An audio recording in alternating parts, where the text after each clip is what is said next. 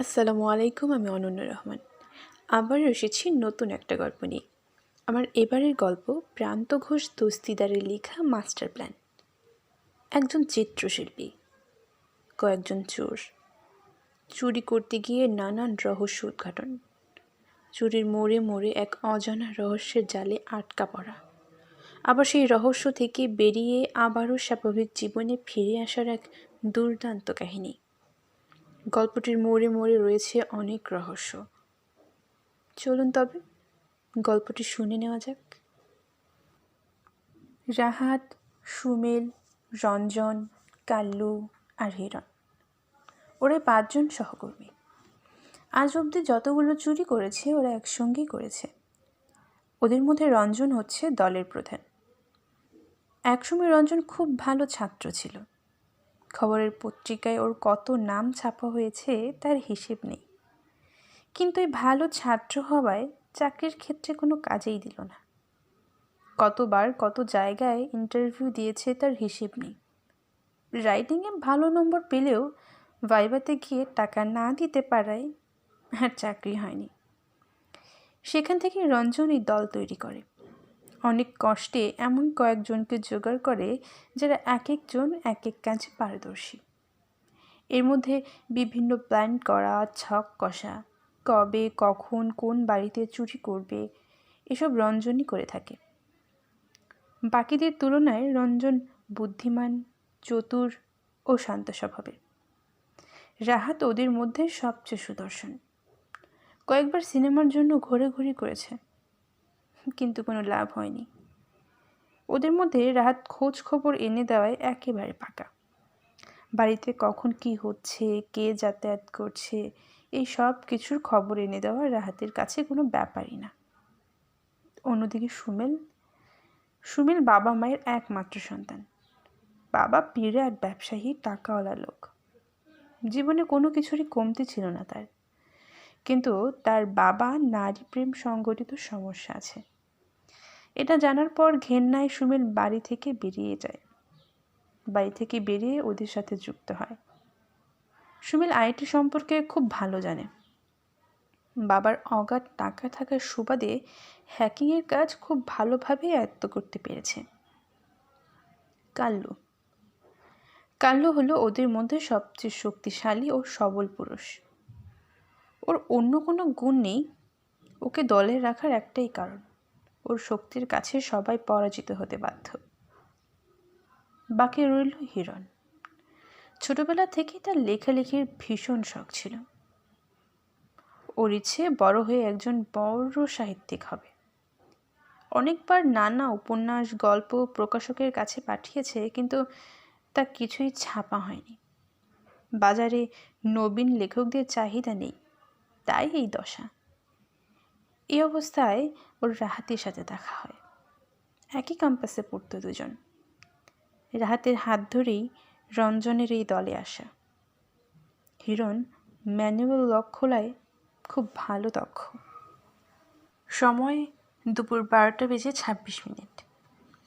নিয়মিত ড্রাইভার আব্দুল অসুস্থ থাকায় মকবুল মিয়াকে ভাড়া করে আনা হয়েছে 3000 টাকার বিনিময়ে। ঠিক সময়ে গন্তব্যে পৌঁছাতে হবে। তাদের গন্তব্যস্থল বাংলাদেশের বিখ্যাত চিত্রশিল্পী বারিক কালিয়ানের বাড়ি। বারিক কালিয়ানের আজকে সিঙ্গাপুর যাওয়ার কথা কোনো একটা চিত্র প্রদর্শনীতে। এই সুযোগে তার আঁকা দামি দামি চমৎকার সব ছবিগুলো সরিয়ে ফেলতে হবে। এইসব এক একটা ছবির দাম মিলিয়ন মিলিয়ন ডলার। এইগুলো নিয়ে বিক্রি করতে পারলে সারা জীবন আরামায়েশে কাটানো যাবে। বারিক কালিয়ানের বাড়ির সামনে অনেকক্ষণ যাবৎ গাড়িতে অপেক্ষা করার পর অবশেষে বারিক কালিয়ান সিঙ্গাপুরের উদ্দেশ্যে বাড়ি থেকে বের হলো। বারিক কালিয়ানের বাড়িটা বিশাল বড়, বিশাল উঁচু দেয়াল দিয়ে ঘেরা। দেয়ালগুলো বিভিন্ন টেরাকোটার ভাস্কর্য দিয়ে আঁকা। বাড়িটা মূলত পঞ্চভুজ আকৃতির, কিন্তু এর প্রত্যেকটা কোণা আলাদা আলাদা আকৃতির। সুরক্ষার জন্য নেই কোনো তার কাটা, কিন্তু সামনে রয়েছে বিশাল লোহার এক দরজা, তাতে খোদাই করা নানা ধরনের নকশা। এটা যে এক চিত্রশিল্পীর বাড়ি তা দেখেই বোঝা যাবে। বারিক কালিয়ান বেরিয়ে যাওয়ার পর ওরা গাড়িতে ওদের পোশাক আশাক বদলে ফেলল। পোশাক বদলে টেলিফোন লাইন ঠিক করার লোকের মতো সেজে নিল। দীর্ঘ 8 মাস এই বাড়িতে খোঁজ খবর চালিয়েছে। সেই সূত্রে জানতে পেরেছিল এই বাড়ির টেলিফোন লাইনে কিছুদিন ধরেই সমস্যা দিচ্ছিল। অনেক জল্পনা কল্পনা করার পর ওরা টেলিফোন ঠিক করার নাম করেই বাড়িতে ঢুকবে এই সিদ্ধান্ত নেয়। পোশাক বদলে 5 জন 5টা ব্যাগ কাঁধে ঝুলিয়ে বিশাল সেই দরজার সামনে গিয়ে দাঁড়ালো। দরজার ওপাশ থেকে দারোয়ান দাঁড়িয়ে আছে। নিজেদের টেলিফোন ঠিক করার লোক বলে পরিচয় দিয়ে ঢোকার চেষ্টা করলো। প্রথমে দারোয়ান ঢুকতে দিতে না চাইলেও পরে অনুমতি দেয়। বাড়ির ভেতরে ঢুকেই রঞ্জন, রাহাত আর কাল্লুকে বলল, তোরা বাড়ির বাইরের লাইনটা দেখ, আমরা ভেতরেরটা দেখছি। ওদের প্ল্যান ছিল দারোয়ানকে সাথে নিয়ে বাড়ির ভেতরে ঢুকে দারোয়ান সহ সকল কর্মচারীকে বেঁধে ফেলবে, তারপর বাকি কাজ শুরু করবে। কিন্তু শুরুতেই তাদের প্ল্যানে বাধা পড়ল। দারোয়ান বাড়ির বেল টিপতে ভেতর থেকে কে যেন জিজ্ঞেস করলো, কে এসেছে? পরিচয় দেওয়ার পরপরই হঠাৎ করে দরজা খুলে গেল। ওরা ভেবেছিল কর্মচারীরা হয়তো এসে দরজা খুলবে, কিন্তু তার কিছুই হলো না। দরজা খুলতেই কাউকে দেখা গেল না। কোন এক রিমোটলি বোতাম টিপে দরজা খোলা হয়েছে। এর আগে যতবার খোলা হয়েছে কেউ না কেউ এসেই খুলেছে, কিন্তু আজ এমন ব্যতিক্রম হওয়ার কারণ তারা খুঁজে পাচ্ছে না। প্রথম ধাক্কাটা কাটিয়ে উঠতে না উঠতেই দারোয়ান চলে যেতে চায়। কোনো অজুহাত খুঁজে না পাওয়ায় তাকে যেতে দিতে হলো। অন্যদিকে রাহাত আর কাল্লু মিলে অবশ্য পুরো বাড়ির সমস্ত টেলিফোন লাইন অকেজো করে দিয়েছে। এতে ওদের সুবিধেই হয়েছে।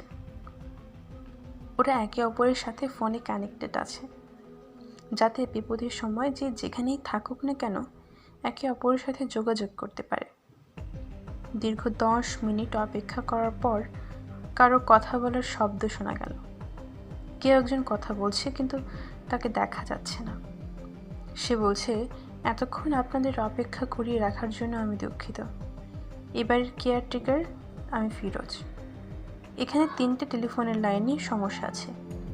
উপরে দোতলায় আমাদের আরেকজন কেয়ারটেকার মিস রিহা আছেন, উনি আপনাদের সব দেখিয়ে দেবেন। ধন্যবাদ। ওরা খানিকটা অবাক হয়ে গেল। ওরা যেখানে বসে আছে সেটা ফিরোজ জানলো কিভাবে, আর আমাদের দেখলেও কিভাবে? তার মানে বাড়িতে ক্লোজ সার্কিট ক্যামেরা আছে। রঞ্জন হিরণ এদিক সেদিক তাকিয়ে কয়েকটা ক্যামেরা খুঁজে পেল। তার মানে এতক্ষণ যাবৎ তাদের উপর নজর রাখা হচ্ছিল। এখন থেকে সাবধানে কাজ করতে হবে।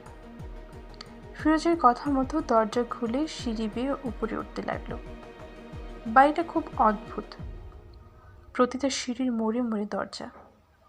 দরজা খুলতেই দেখলো রিহা দাঁড়িয়ে আছে। রিহা ওদের বাড়ির ক্যালিয়ানের রুমে নিয়ে যাচ্ছিল। যেতে যেতে আশেপাশে দৃশ্য দেখছিল ওরা। পুরো বাড়ির শিল্পকর্ম দিয়ে ভরপুর। চারপাশে শুধু ছবি আর ছবি। একে বাড়ি না বলে একটা আর্ট গ্যালারি বললে বেশি মানানসই হতো। রিহা যথারীতি ওদের রুমে নিয়ে গেল। পুরো রুম বাড়ির ক্যালিয়ানের পেন্টিং দিয়ে সাজানো। উপরে বিশাল ঝাড়বাতি, এক সেগুন কাঠের বিশাল পালঙ্ক। পালঙ্কের উল্টো দিকে 2টো কাঠের আলমারি, একটা বড় লোহার সিন্দুক, আর একটা বেডসাইড ছোট ফ্রিজ। রিহা ওদের ঘরে রেখে ওদের জন্য নাস্তা আনতে গেছে। এর মাঝে ওরা পুরো ঘর ভালো করে দেখে নিল, যেন কোনো ক্যামেরা আছে কিনা। দেখলো যে কোনো ক্যামেরা নেই। এর মধ্যে বাইরে থাকা রাহাত নিজের কাজ শুরু করে দিয়েছে। ওরা একে অপরের সাথে ফোনে কনফারেন্সে কথা বলছে। রাহাত দারোয়ানের কাছে গিয়ে বাথরুমে যাওয়ার নাম বলে তাকে নিয়ে যায়। বাথরুমের কাছাকাছি যেতেই পেছন থেকে মাথায় বাড়ি মেরে দারোয়ানকে অজ্ঞান করে ফেলে। তারপর তার হাত পা বেঁধে বাথরুমের কমোডের সাথে বেঁধে রাখে। পরে যেন কোনো ঝামেলা না হওয়ার সম্ভাবনা থাকে সেই জন্য রুমালে কিছু ক্লোরোফর্ম দারোয়ানের নাকে চেপে ধরে রাখে। এতে করে বেশ খানিকক্ষণ ঘুমের মধ্যেই থাকবে। রাহাত দ্রুত নিজের পোশাক বদলে দারোয়ানের পোশাক পরে নিল। এখন যে দারোয়ানের জায়গাতেই বসবে, যাতে করে এই দিকটা সামাল দিতে পারে। রঞ্জন, সুমিল আর হিরণ পুরো ঘরটা ভালো করে দেখে নিল কী কী সরানো যায়। সরানোর মতো ওরা কিছু জিনিস পেল। 5টা পেন্টিং, এর মধ্যে 3টা বারিক কালিয়ানের নিজের আঁকা, আর বাকি 2টোর নাম অজানা। তবে শিল্পীর ঘরে যেহেতু আছে, সে তো খুব মূল্যবান হবে। সবচেয়ে বেশি যেটা নজর কাড়ল সেটা হচ্ছে লোহার সিন্দুকটা। রঞ্জন হিরণকে বলে সিন্দুকটা একটা পরীক্ষা করে দেখার জন্য। সিন্দুকটাতে একটা ডিজিটাল কিপ্যাড আছে, একটা ছোট্ট ফ্রেমের মধ্যে লাগানো, সাথে ম্যানুয়াল লকও আছে। হিরণ আস্তে আস্তে ম্যানুয়াল লকটা ঘোরাতে লাগলো। কিছুক্ষণ পরে হঠাৎ করে আওয়াজ হলো, লক খুলে গেছে। এবারের কাজ সুমিলের। ডিজিটাল কিপ্যাডের লকটা তাকেই খুলতে হবে। সুমিল তার ব্যাগ থেকে প্রয়োজনীয় জিনিসপত্রগুলো বের করে নিল। এরপর হ্যাকিং বিদ্যা কাজে লাগিয়ে লক খোলা শুরু করলো। 4 ডিজিটাল লক। কিছুক্ষণ পরই লক খুলে গেল। সিন্দুকের দরজা খুলতেই দেখলো সেখানে 1000 টাকার নোটের অনেকগুলো বান্ডেল। টানাতাড়ি করে টাকাগুলো ব্যাগে পুরে নিল। সিন্দুকের ভেতরে আরও একটা অবাক করা জিনিস পেল। সেটা হচ্ছে একটা চাবি। চাবিটা অন্য সব চাবির মতো এক মাথাওয়ালা নয়, বরং 5 মাথা বিশিষ্ট, আর 5টা মাথায় আলাদা আলাদা খাঁজ কাটা। রঞ্জন চাবিটা নিয়ে ব্যাগে ঢুকিয়ে ফেলল। তারপর সিন্দুকটাতে আবারও আগের মতো করে লক করে দিল, যাতে রিহা এসে কিছু বুঝতে না পারে। খানিকক্ষণ বাদেই রিহা এসে পড়ল, হাতে 3 কাপ চা আর গরম গরম সিঙ্গারা। হিরণের গ্যাস্ট্রিকের সমস্যা থাকায় হিরণ খেল না। রিহা অবশ্য অনেকবার রিকোয়েস্ট করলো খাওয়ার জন্য, কিন্তু সে খেল না। হিরণ রিহাকে বলে অন্য রুমে টেলিফোনের কাছে নিয়ে যাওয়ার জন্য। রিহা হিরণকে নিয়ে বেরিয়ে গেল। কানে হেডফোন লাগিয়ে রঞ্জন আর কাল্লুর কথা শুনছিল। রঞ্জনের কথা মতো কাল্লু মালির রুমে যায়। সেখানে পানি খাওয়ার নাম করে ঢোকে। আশেপাশে ক্যামেরা আছে কিনা চেক করে নেয়। কোনো ক্যামেরা না পাওয়ায় বিশাল দেহি কাল্লু মালির উপর হামলা করে, তাকে আটক করে ফেলে। তারপর ক্লোরোফর্ম মাখা রুমাল তার নাকে চেপে ধরে, তাকে অজ্ঞান করে ফেলে। রঞ্জন আর সুমিল মিলে বারিক কালিয়ানের ঘরে থাকা পেন্টিংগুলো প্যাকেট করে ফেলে। কাল্লু পেছনের দরজা দিয়ে ভেতরে এলেই এই জিনিসগুলো সরিয়ে গাড়িতে তুলে ফেলতে হবে। অন্যদিকে রিহা হিরণকে নিয়ে গেছে অন্য রুমে। রুমে গিয়ে হিরণ যা বুঝলো এটা রিহারই রুম, কিন্তু রিহার আচরণ ভালো ঠেকছে না। রিহা ঘরে ঢুকেই দরজা বন্ধ করে দিল। তারপর আস্তে আস্তে হিরণের উপর ঝাঁপিয়ে পড়ল। আস্তে আস্তে হিরণের শার্টের বোতাম খুলতে শুরু করলো। হিরণ এই সুযোগে রুমালে ক্লোরোফর্ম মাখিয়ে নেয়। রিহা বেপরোয়াভাবে হিরণকে চুমু খেতে শুরু করে। হিরণও আর নিজেকে ঠিক রাখতে পারে না। হঠাৎ যখন ওর হুঁশ ফেরে, ও খেয়াল করে ওর হাতে হাতকড়া পরানো, আর হাত বিছানার সাথে লাগানো। রিহা নগ্ন অবস্থায় ওর উপরেই বসে আছে। হিরণ জিজ্ঞেস করে, কি হচ্ছে এসব? রিহার লাবণ্যময়ী মুখটা যেন মুহূর্তেই বদলে যায়। রিহা বলে, ফোন ঠিক করতে আসার সময় পাস না? ভেবেছি বারেক চলে যাওয়ার পর ওর টাকা পয়সা নিয়ে আমরা পালাবো, কিন্তু তোরা আসলি। তাও ভেবেছিলাম সিঙ্গারা খাইয়ে তোদের অজ্ঞান করব। তুই সিঙ্গারা খেলি না। তোর বাকি 2 সঙ্গী এখন কুপোকাত, ওদের অজ্ঞান করে সরিয়ে ফেলা হয়েছে। রিহার এই কথা শুনে যেন আকাশ থেকে পড়ল হিরণ। তার মানে রঞ্জন আর সুমিল এখন ওদের কবজায়, আর রিহারাও চুরি করার প্ল্যান করেছে। তার মানে রিহা এখানে একা নয়, তার সাথে আছে আরও কেউ। ফিরোজও এর সাথে যুক্ত। হিরণ অনেক জোরাজোরি করেও হাত খুলতে পারল না। এরপর বুদ্ধি খাটিয়ে হাত করার অন্য সাইড দিয়ে রিহার হাতটাও বেঁধে ফেলল। এরপর ক্লোরোফর্ম দেওয়া রুমাল ওর নাকে চেপে ধরে ওকে অজ্ঞান করে ফেলে। অনেক কষ্টে হাত করা থেকে নিজের হাত ছুটিয়ে নিয়ে আসতে সক্ষম হয়। অনেক জোরাজোরি করে খুলতে যাওয়ার ফলে ওর হাত কেটে রক্ত পড়তে শুরু করে। রিহাকে ওই অবস্থায় বেঁধে রেখেই ওর কাছে থাকা চাবিটা নিয়ে রিহাকে ওই ঘরে লক করে হিরণ বেরিয়ে আসে। অন্যদিকে কাল্লু, রঞ্জন আর সুমেল কাউকে খুঁজে পাচ্ছে না, সবাইকে হন্যা হয়ে খুঁজছে। বারিক কালিয়ানের ঘরে অনেকবার খুঁজেছে, কিন্তু খুঁজেই পায়নি। কাল্লু ফোনে বারবার ডাকছে, হিরণ জবাব দিচ্ছে না, কারণ ও বুঝে গেছে ফিরোজ ও তার লোক হিরণদের যোগাযোগ করার পদ্ধতি এতক্ষণে জেনে গেছে। ওইদিকে রাহাত মেইন গেটের সামনে দারোয়ান সেজে বসে আছে। হিরণ রিহার রুম থেকে বেরিয়ে লাইব্রেরিতে ঢুকলো। সেখানে বারিক কালিয়ানের আঁকা বেশ কয়েকটা পেন্টিং পেয়েছে, সেগুলো প্যাক করে নিল। জানলা দিয়ে বাইরের দিকে তাকাতে দেখল রাহাত নিজের জায়গাতেই বসে আছে। এমন সময় একটা গাড়ি এলো। দরজা খুলে গাড়ি ভেতরে ঢুকতেই ড্রাইভার গাড়ি থেকে নেমে পড়ল। হঠাৎ দাঁড়ানোর জায়গায় রাহাতকে দেখতে পেয়ে লোকটা চেঁচিয়ে ওঠে। রাহাত সঙ্গে সঙ্গে একটা পিস্তল বের করে ওর পেট বরাবর রাখে। তারপর ক্লোরোফর্ম ভর্তি বোতল ওর হাতে দিয়ে বলে রুমালে মেখে নিয়ে শুকে নিতে। লোকটা ভয়ে ভয়ে বোতল থেকে সবটা ক্লোরোফর্ম রুমালে মেখে নিল। তারপর হঠাৎ একটা কায়দা করে লোকটার রুমাল রাহাতের মুখে চেপে ধরে সঙ্গে সঙ্গে রাহাত অজ্ঞান হয়ে যায়। হিরণ পুরোটা দৃশ্য জানলা দিয়ে দেখছিল, কিন্তু তার কিছুই করার ছিল না। ড্রাইভারটা রাহাতের হাত পা বেঁধে গ্যারেজেই গাড়ির পাশে রেখে দিল।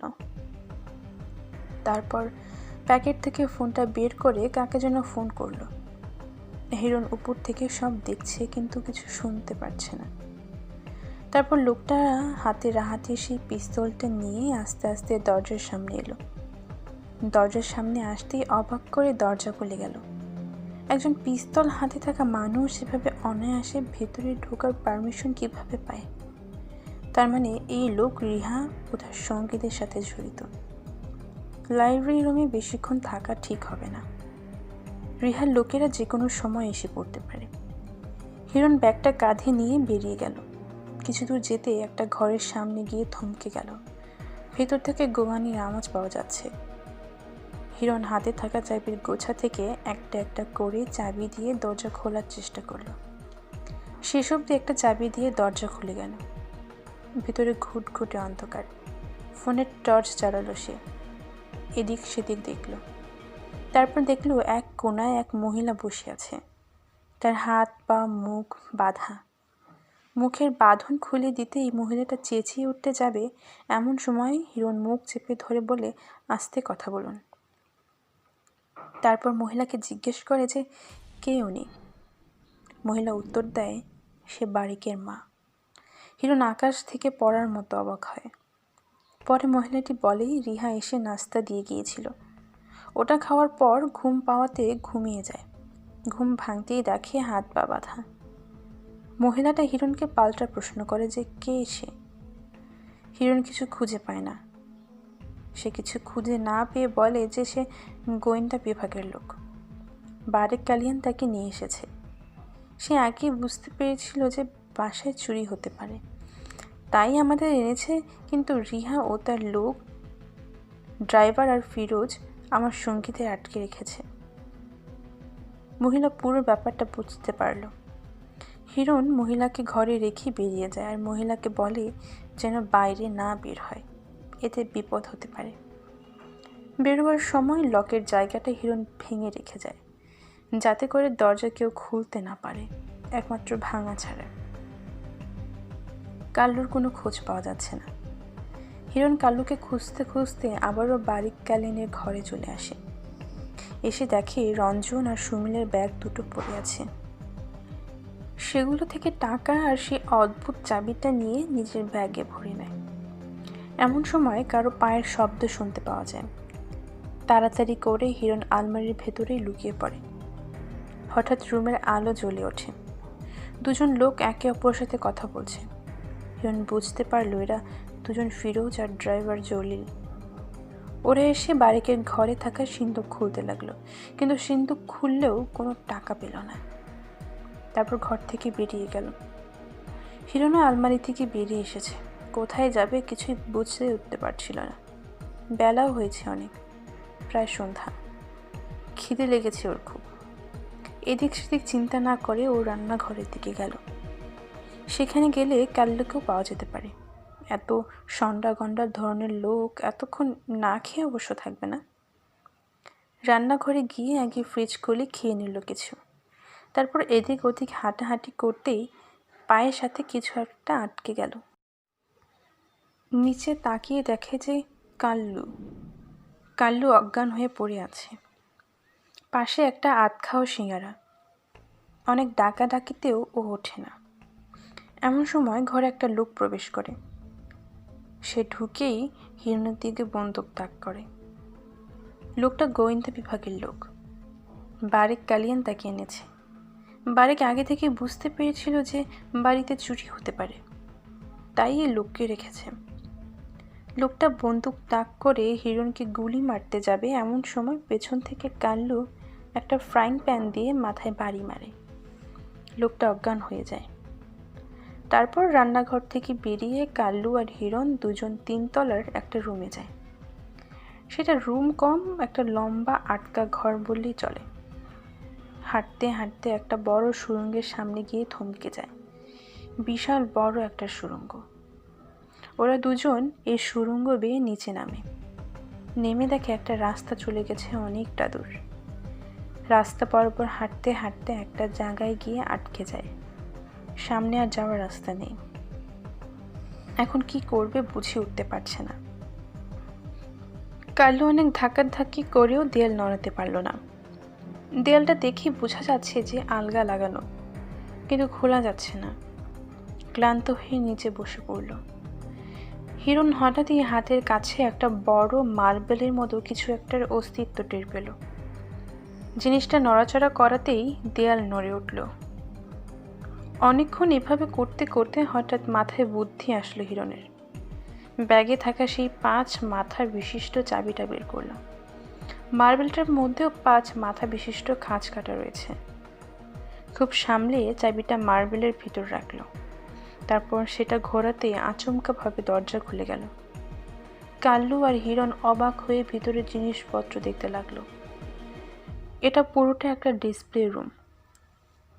পুরোটা ঘর আধুনিক জিনিসপত্র দিয়ে সাজানো। অনেকগুলো মনিটর, কন্ট্রোল প্যানেল আরও অনেক অত্যাধুনিক জিনিসপত্র। ভেতরে ঢুকতেই দরজা অটোমেটিক অফ হয়ে গেল। ওরা ভালো করে মনিটরগুলো লক্ষ্য করলো। ফিরোজ তাহলে এই মনিটরগুলোর মাধ্যমেই ওদের উপর নজর রাখছিল। মনিটরিং করতে করতে একটা জায়গায় গিয়ে চোখ আটকালো। গ্যারেজে ফিরোজ ও তার লোক রঞ্জন, সুমেল আর রাহাতকে নিয়ে গাড়িতে করে পালিয়ে যাওয়ার চেষ্টা করছে। সঙ্গে রিহা ও জলিলও আছে। হিরণ কাল্লুকে বলল ওখানে গিয়ে ওদের উদ্ধার করে নিয়ে আসতে। চাবির গোছাটা বের করে একটা একটা করে চেষ্টা করে শেষ অবধি 12 নম্বর চাবি দিয়ে দরজা খুলল। কাল্লু সোজা গেল গ্যারেজের দিকে। হিরণ মনিটর দিয়ে সবটা দেখছিল। কাল্লু যেতেই কাল্লুর উপর হামলা করে বসে। অনেক ধস্তাধস্তির এক পর্যায়ে ফিরোজ কাল্লুর 2 পায়ে গুলি করে। কাল্লু গলা কাটা গরুর মতো মাটিতে শুয়ে কাঁদতে থাকে। ওই সুযোগে কাল্লুকেও বেঁধে ফেলে। তারপর গাড়িতে করে সব চুরির জিনিসপত্র নিয়ে পালাতে যাবে, হঠাৎ করে গাড়ি সহ গ্যারেজের একটা অংশ মাটির নিচে চলে যেতে লাগে। খানিকক্ষণ বাদে গ্যারেজটা আবার আগের মতো হয়ে গেল। কিন্তু রঞ্জন, কাল্লু, সুমেল, রাহাত, ফিরোজ ও তার লোকজন কেউই নেই। গাড়িটাও আগের মতো আছে। পুরো ব্যাপারটা ওর হজম হচ্ছে না। এটা কিভাবে সম্ভব? হিরণ তাড়াতাড়ি করে বের হতে যাবে, কিন্তু কিছুতেই দরজা খুলতে পারছে না। আগে যে চাবি দিয়ে দরজা খুলেছিল এখন সেটাও কাজ করছে না। হিরণ দিশেহারা হয়ে পড়েছে। এই মুহূর্তে নিজেকে বাঁচানো ছাড়া আর কোনো উপায় নেই, কিন্তু সেটাই বা করবে কিভাবে বুঝতে পারছে না। হঠাৎ করে খেয়াল করলো এখানেও বড় মার্বেলের মতো একটা রয়েছে, ঠিক দরজার ওপাশের মতো। ও সেই বিশেষ চাবিটা বের করলো। তাতে চাবিটা রেখে ঘোরাতে পুরো ঘর নিচে নামতে শুরু করলো। যতবার ঘোরাচ্ছে ততবার একটু একটু করে ঘর নিচে নামতে লাগলো। একটা জায়গায় গিয়ে নিচে নামা অফ হয়ে গেল আর দরজা খুলে গেল। দরজা দিয়ে বের হতেই ওই রুমটা আপন আপনি উপরে উঠে গেল। হতাশা ভরা চোখ নিয়ে পেছনে তাকাতেই অবাক হয়ে গেল। এখানে সবাই বসে আছে, রঞ্জন, সুমেল, রাহাত, কাল্লু, ফিরোজ, রিহা, জলিল। সবচেয়ে অবাক হলো একজনকে দেখে, বারেক কালিয়ানের মা। সে এখানে কী করছে? প্রশ্নের তর্কাতর্কিতে জানতে পারে উনি ফিরোজের মা। হিরণকে ধরার জন্যই এসব প্ল্যান করা হয়েছিল, কিন্তু এখন সবাই একটা জালে আটকা পড়ে আছে। কিন্তু এসব করছে কে? কারো কোনো কিছু জানা নেই। হঠাৎ করে রুমে একটা শব্দ শোনা গেল। একটা ডিসপ্লেতে একজন কথা বলছে। বারেক কালিয়ান, বারেক কালিয়ান কথা বলছে। সবাই হা হয়ে দেখছিল, বিষয়টা কেউ হজম করতে পারছিল না। বারেক কালিয়ান বলে, তোমাদের ধরার জন্যই আমার এত প্ল্যান করা। আমি জানতাম তোমরা এভাবে চুরি করবে। আমাকে যতটা বোকা ভাবো আমি ততটাও বোকা নই। তোমরা আমার বাড়িতে চুরি করতে এসেছো, এর জন্য তোমাদের শাস্তি পেতে হবে। আর শাস্তি হচ্ছে একমাত্র মৃত্যু। আমি চাই না এই খবর বাইরে যাক। বাইরে গেলে সবাই বুঝে যাবে বারেক কালিয়ানের বাড়িতে চুরি করা সম্ভব। তাই তোমাদের এখানেই আমি মারব। আমি ঘরে এক ধরনের গ্যাস ছড়িয়ে দেব, যা 1 ঘন্টার মধ্যে তোমাদের মেরে ফেলবে।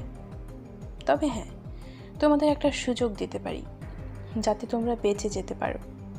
তারপর বোতাম টিপে একটা গায়েবী টেবিল বের করলো। টেবিলের উপর রাখা 8 জনের জন্য 8টা বাক্স, পিস্তল আর ছুরি। প্রথমেই বাক্স খুলতে হবে, কোনো চাবি দেয়া হবে না।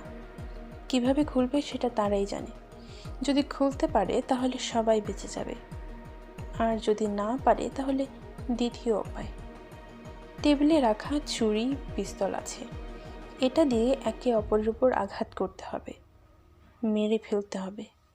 যে শেষ অবধি বেঁচে থাকবে সেই কেবল এই ঘর থেকে বের হতে পারবে।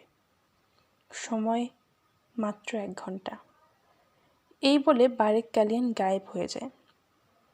সবাই পাগলের মতো বাক্স খুলতে থাকে, কেউই পারছে না। হিরণ যদিও ম্যানুয়াল লক খোলাতে এক্সপার্ট, কিন্তু সেও পারছে না। রাহাতের এখনও জ্ঞান ফিরেনি, সে ঘুমাচ্ছে এখনও। বাকিরা সবাই যে যার মতো ডুবে পড়ল। হিরণ এক কোণায় চুপচাপ বসেছিল। বাক্স খুলতে না পেরে সবাই খুনের নেশায় ডুবে পড়ল। হিরণ এক কোণায় চুপচাপ বসেছিল। এভাবে মৃত্যুর চেয়ে আত্মহত্যাও অনেক ভালো। সে নিজেকে মেরে ফেলার সিদ্ধান্ত নেয়। সবাই ওর সিদ্ধান্ত শুনে খানিকটা অবাক হয়, কিন্তু পরে যে যার যার জীবন বাঁচাতে একে অপরের ওপর হামলা চালাতে থাকে। যে যেভাবে পারছে সে সেভাবে গুলি করছে, ছুরি চালাচ্ছে। একে একে সবাই মারা যায়। কাল্লু, রঞ্জন, ফিরোজ, রিহা, ফিরোজের মা, জলিল। হিরণ আহত অবস্থায় এক কোণায় বসে থাকে। এমন সময় সে খেয়াল করে রাহাত উঠে দাঁড়িয়েছে আর বারেকের সাথে কথা বলছে। বিষয়টা অদ্ভুত। রাহাতই সেই লোক যে বারেককে নিজেদের চুরির সব ডিটেলস দিয়েছিল, শুধুমাত্র টাকার লোভে। লোভ জিনিসটা আসলেই অদ্ভুত। আজ আমরা এখানে শুধুমাত্র এই লোভের জন্যই। বারেক ওয়াদা করেছিল রাহাতের কিছু হতে দেবে না। এসব কথাবার্তা চলছিল এমন সময় একটা গুলির আওয়াজে সব থমকে যায়। 1 বছর পর, বার্লিন, জার্মানি। অবাক হয়ে মৃত্যু প্রেক্ষাপটে আঁকা দ্য ওয়ান হু এস্কেপড ডেথ নামক সেই বিখ্যাত ছবিটা সে দেখছে আর হাসছে। বারেক কালিয়ান সত্যি একজন অসাধারণ শিল্পী, নইলে এত সুন্দর এক দৃশ্য ফুটিয়ে তুলতে পারতেন না। আর্ট গ্যালারিতে এভাবে হাসাটা খানিকটা বেয়াদবির পর্যায়ে যায়, কিন্তু না হেসেও উপায় নেই। নিজেকে এই ছবিতে আবিষ্কার করতে পেরে হাসিই পাচ্ছে তার। হ্যাঁ, সেদিন গোলাগুলিতে সবাই মারা গেলেও একজন বেঁচে ছিল। সে হচ্ছে হিরণ। নিজেকে বাঁচিয়ে রাখতেই সে আত্মহত্যার নাটক করে। যখন সবাই মারা গেছে বলে নিশ্চিত হয়েছে, তখন সে সেই বিশেষ চাবির একটা অংশ দিয়ে বাক্সটা খোলে আর বের হবার রাস্তা পেয়ে যায়। চুরি করে সেই টাকাগুলো নিয়ে সেই দিনই সেখান থেকে পালিয়ে জার্মানে চলে আসে। এখানে এসে এক বন্ধুর সুবাদে ব্যবসা শুরু করে। কিন্তু সে ওই দিনের কথা কোনোদিনও ভুলবে না। একজন চিত্রশিল্পী নিজের চিত্রের জন্য কতটা অমানবিক, কতটা জঘন্য হতে পারে, সেটা বারিক কালিয়ানকে না দেখলে সেদিন সে বুঝতো না।